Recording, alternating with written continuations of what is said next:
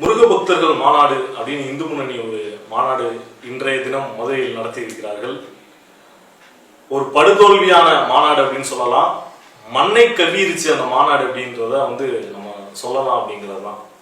ஏன் அப்படின்னா இந்த மாநாடை பத்தி இன்னைக்கு பல்வேறு கூலிக்கு மாரடிக்கக்கூடிய பல மீடியாக்கள் ஆகா ஓஹோ கூட்டம் கூடிருச்சு அப்படியே பாத்தீங்கன்னா திரளாக மக்கள் வந்தார்கள், சாரையாக வந்தார்கள், 13 கிலோமீட்டருக்கு 20 கிலோமீட்டருக்கு மக்கள் நின்றார்கள் அப்படி என்றெல்லாம் மிகப்பெரிய பொய்களை அடித்து விட்டு கொண்டிருந்தார்கள். அவர்கள் வாங்கிய காசுக்கு மேலே கூவினார்கள் என்பதை தான் நம்ம பார்த்துக்கிட்டு இருந்தோம்.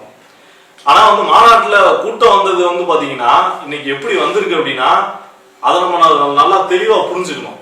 ஏன் அப்படின்னா ஒரு தேர்தல் கட்சிகள் எப்படி கூட்டத்தை கூட்டுவார்களோ அது போல இன்னைக்கு கூட்டத்தை கூட்டியிருக்கிறாங்க. முக்கியமா சாயங்காலம் மாநாடகம் நடந்துகிட்டு இருக்கு. இங்க ஊரெல்லாம் மதுரைக்குள்ள என்ன பாத்தீங்கன்னா இந்து முன்னணி கொடி கட்டிட்டு ஒரு குட்டியான வண்டியை விட்டு ஊரெல்லாம் பாத்தீங்கன்னா ரவுண்ட் அடிச்சுட்டு இருக்கு. யாரெல்லாம் வர்றீங்கன்னா புடிச்சு ஏறு, காசை கொடு, ஏறு இப்படிங்கிற அளவுல தொடர்ச்சியா மக்களை பிடிச்சி இழுத்துட்டு போய் கூட்டத்துல விட்டுட்டு வர்றது அப்படிங்கிற வேலையை தெருவாக ஊராக செய்து கொண்டிருக்கிறார்கள். ஆனாலும் கூட பெரும்பான்மையான மதுரை மக்கள் இந்த மாநாட்டுக்கு போகல, திருப்பரங்குன்றம் மக்களும் போகல. வெளி மாநிலங்களில் இருந்தும் வெளி மாவட்டங்களில் இருந்தும் சாரையாக ஆட்களை கொண்டு வந்திருக்கிறார்.